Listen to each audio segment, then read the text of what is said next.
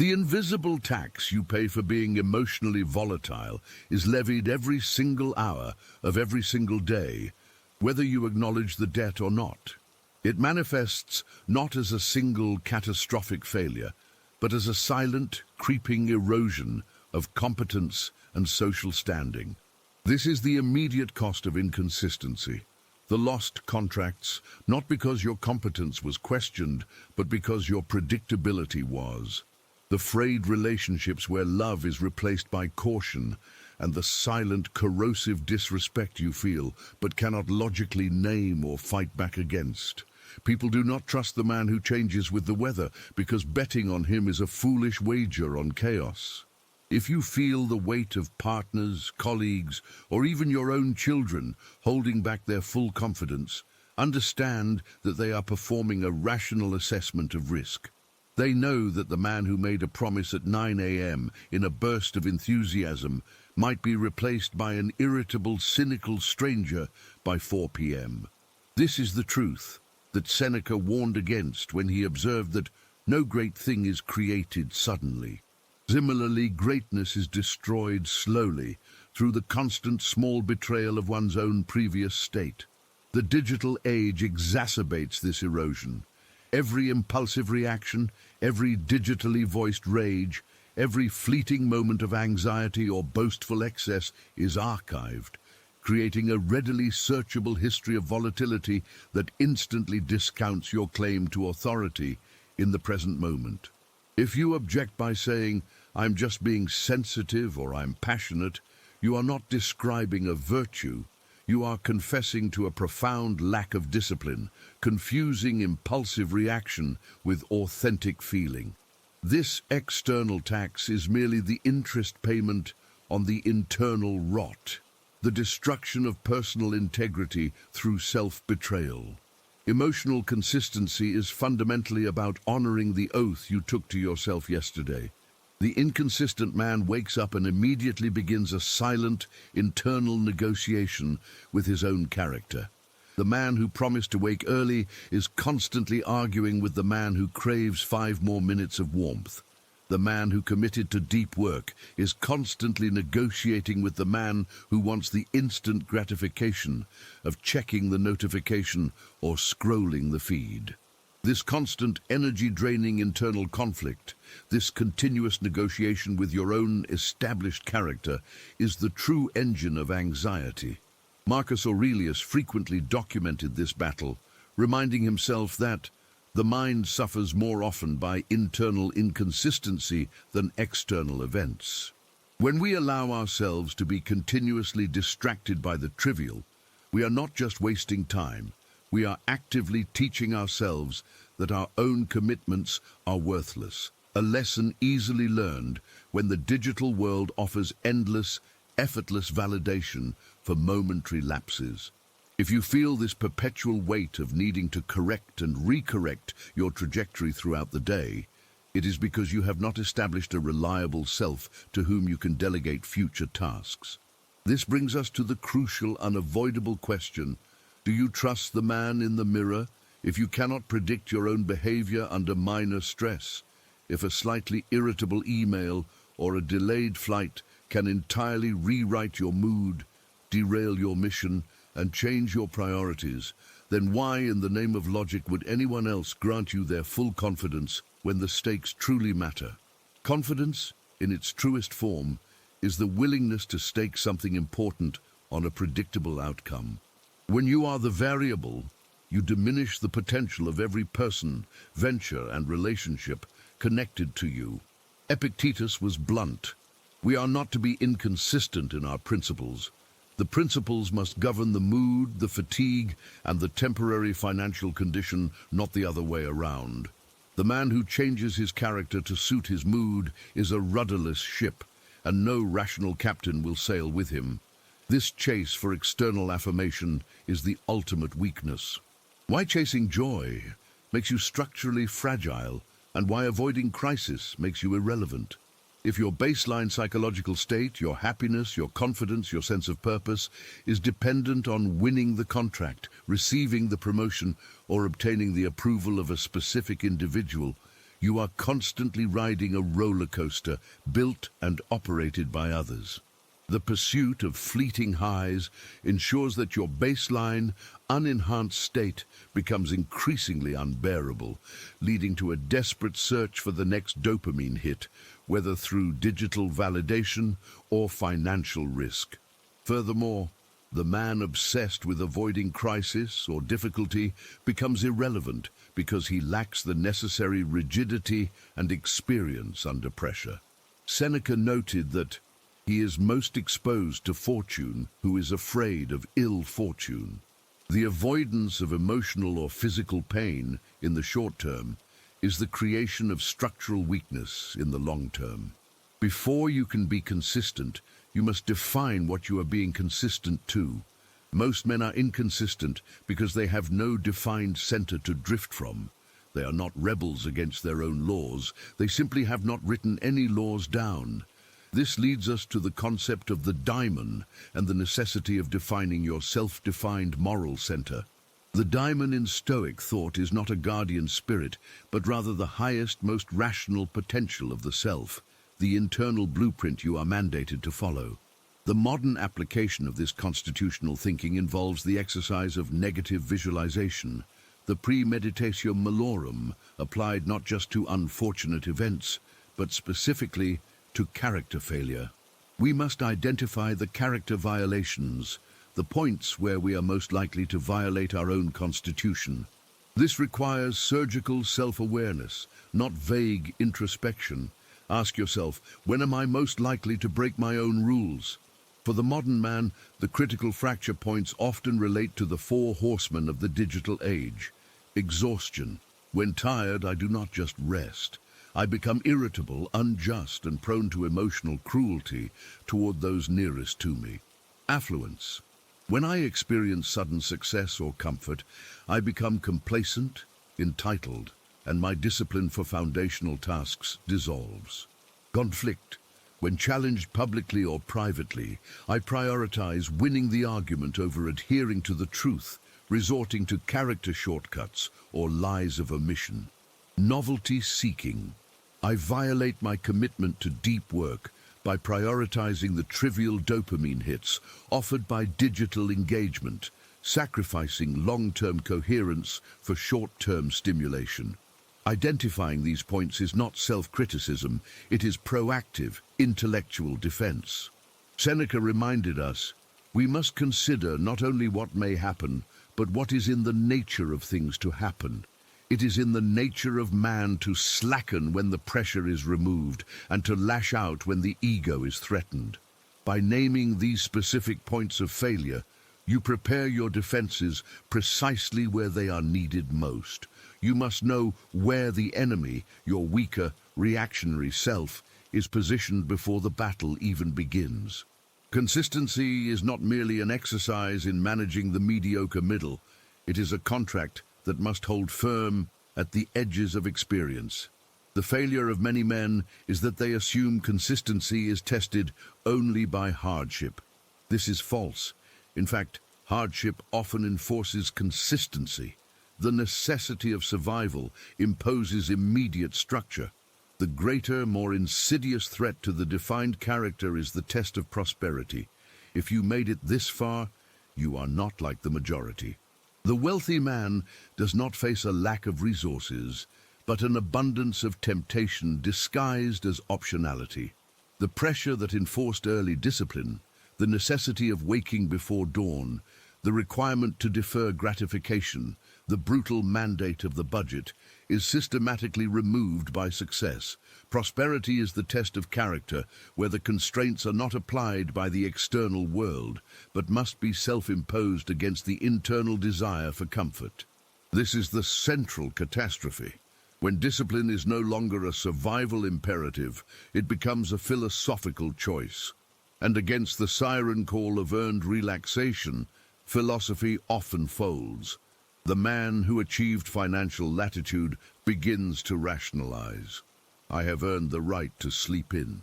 I can afford to eat this way. I have leverage enough to postpone the painful decision until next quarter. He mistakes his accrued financial power for moral or operational immunity. The structural integrity of his routine, which was the true engine of his ascent, is dismantled brick by rationalizing brick, not by external enemies, but by the internal enemy wearing the face of a trusted friend. Reward. This is where the concept of friendly fire becomes necessary in the lexicon of the ambitious.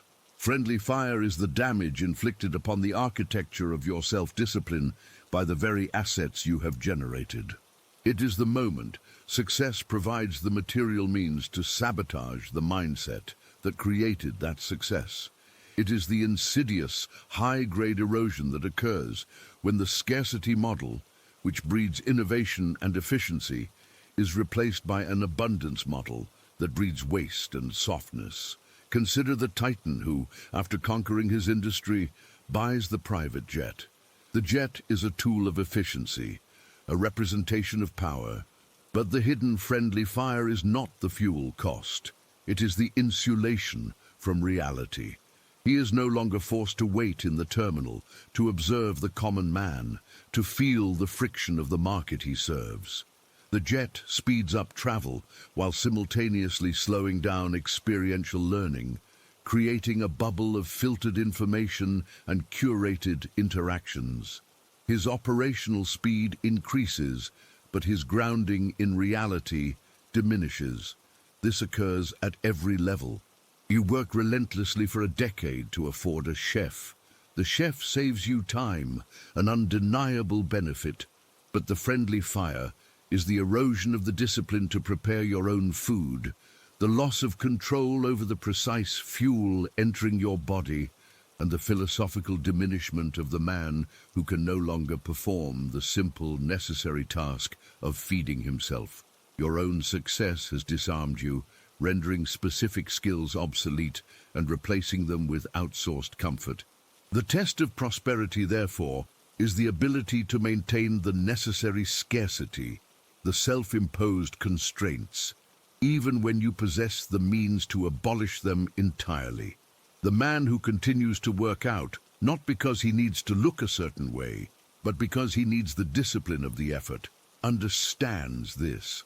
The man who continues to manage his time fiercely, not because his schedule is full, but because he respects the finiteness of the asset, understands this. Consistency, when tested by prosperity, is the willful refusal to leverage wealth or success as an excuse for softness. It is the commitment to the structure, independent of the external requirement for that structure.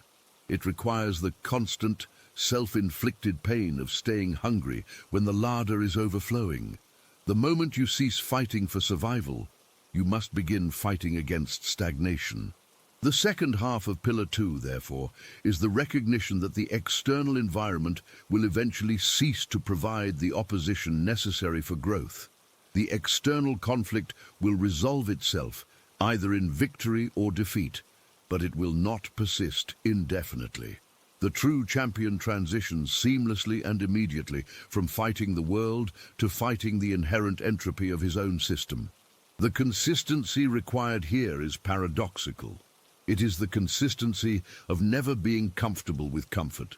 But even perfect clarity and unwavering consistency, maintained through the crucible of hardship and the softness of prosperity, are insufficient for long-term dominion.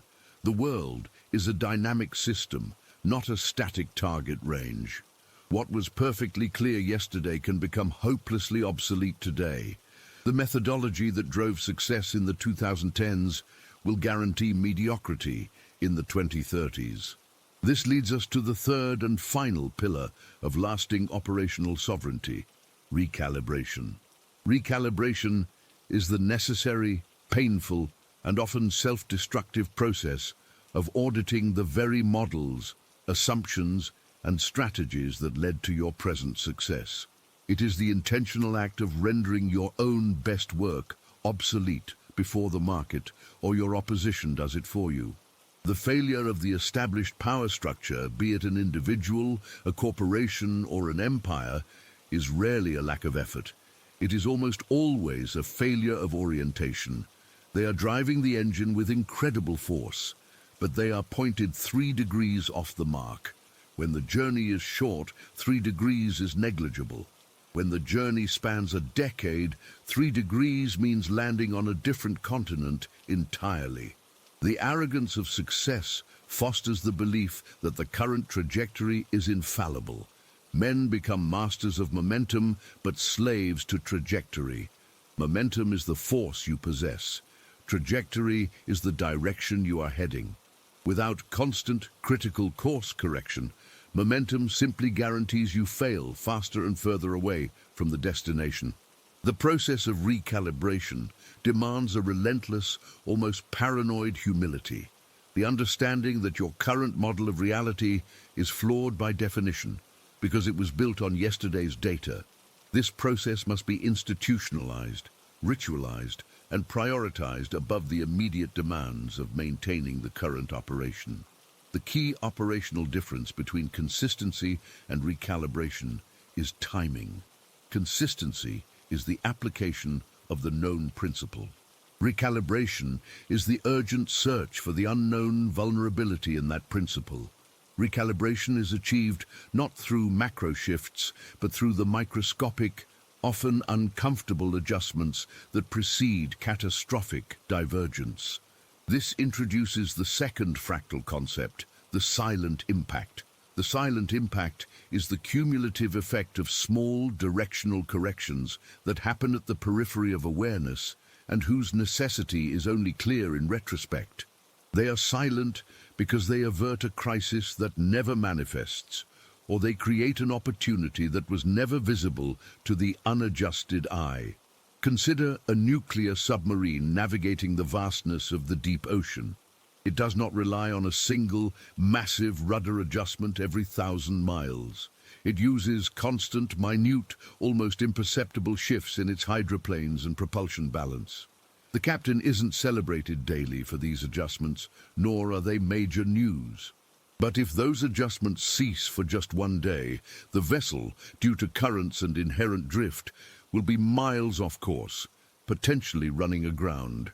The safety and thus the efficacy of the entire mission relies on the silent impact of continuous, minor correction. In the life of the ambitious man, the silent impact manifests in 3 primary theaters. Success attracts sycophancy. The man at the top is rarely presented with pure, unfiltered data.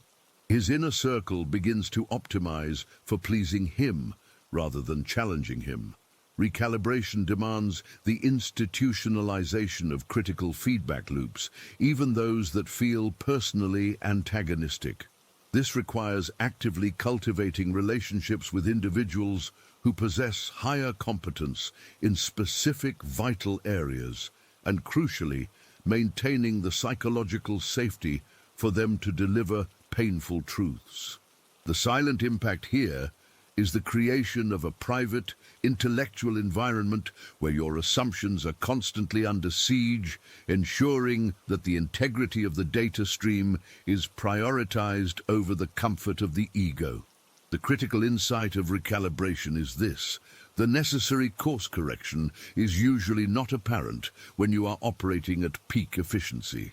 It emerges when you are at your most successful, because it is then that the momentum is highest and the natural desire to pause and reflect is weakest. The most dangerous time to check the compass is when the ship is sailing fastest and the weather is clearest. Men often wait for a crisis to force a recalibration, a market crash, a public humiliation, a health failure. These are reactive, costly, and painful. The sovereign man understands that proactive recalibration, performed while operations are optimal, is the cheapest form of insurance. It is the ritualistic dismantling and reconstruction of the self, ensuring that the identity does not become hopelessly fused with the methodology.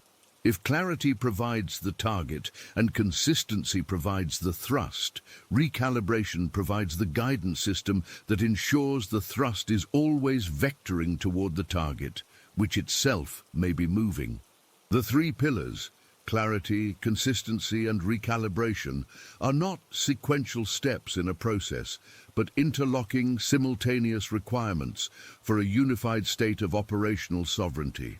They form a closed, self-sustaining loop that defines the man who operates above the fray. Clarity defines the edge of the operating system. Consistency provides the power to maintain the frequency within that edge.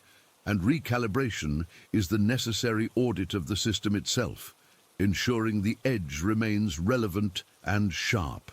The integration of these forces creates a man characterized not by his visible achievements, but by his inertia. Inertia, in this context, is the resistance to distraction and deviation. It is the psychological mass created by the sustained application of the three pillars. When a man reaches a certain level of inertia, minor external stresses, a critical headline, a transient market downturn, a personal slight, do not perturb his operational frequency. They are absorbed and discarded, unable to deflect the established trajectory. The failure of the majority lies in their lack of inertia. Their clarity is contingent on the weather. Their consistency is reliant on enthusiasm, and their trajectory is dictated by the loudest voice in the room. They are lightweight vessels, blown off course by every passing squall.